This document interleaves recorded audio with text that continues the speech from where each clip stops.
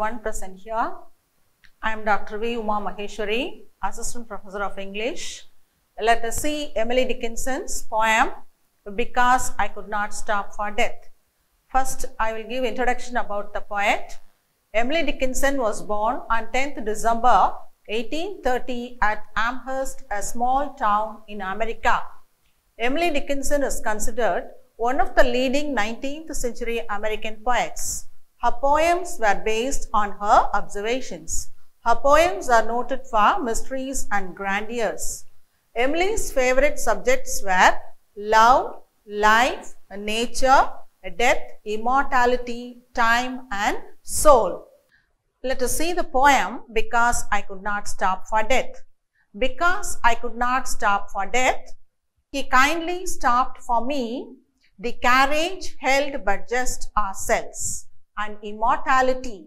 We slowly drove, he knew no haste, and I had put away my labor and my leisure too for his civility. We passed the school where children drove.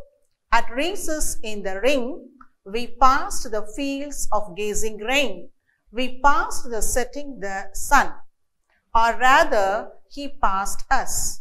The dews grew quivering and chill, for only gossamer my gown, my tippet only tulle. We passed before a house that seemed a swelling of the ground. The roof was scarcely visible, the cornice but a mound. Since then, it is centuries, and yet each feels shorter than the day. I first summarized the horses' heads were towards eternity. Because I Could Not Stop for Death is the most famous poem of Emily Dickinson. It is one of the greatest poems in the English language. In this poem, a death is personified as a lover or suitor. The poetess is busy. She can't stop for death, but death has stopped kindly for her.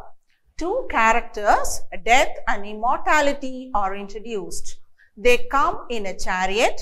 The carriage moves slowly. Death knows no haste. It does not snap life abruptly. The carriage moves forward. The carriage is passing through the school. The children are playing games during recess. They have passed the fields of gazing rain. As the poetess is out of time, the sun passed them and became dark. The chill and small dewdrops begin to fall. Suddenly, the poetess becomes aware of her flimsy dress. She has only gossamer as a gown and tulle as a tip, self-conscious. She suspects if her lover turns out to be a seducer. The carriage has stopped before a house. It seems a grave swelling above the ground. It has only heap of earth for its cornice. Since her arrival at the house of death, she is not conscious of the past. Emily Dickinson personifies a death as a kind lover. The carriage moves forward. Its journey is from life to death and finally to eternity. In the first phase of the journey, the hectic life and its setting in time, symbolized by the school children playing. In the next phase of the journey, the carriage stops before the house of the carriage moves, stops before the house. It is symbolized by the swelling of the ground grave. In the third phase of the journey is towards eternity. The three phases are represented by life, death, and immortality, and is represented by the three characters. The description of her dress is not a conventional burial dress, it's a bridal dress. She is properly dressed for a heavenly marriage.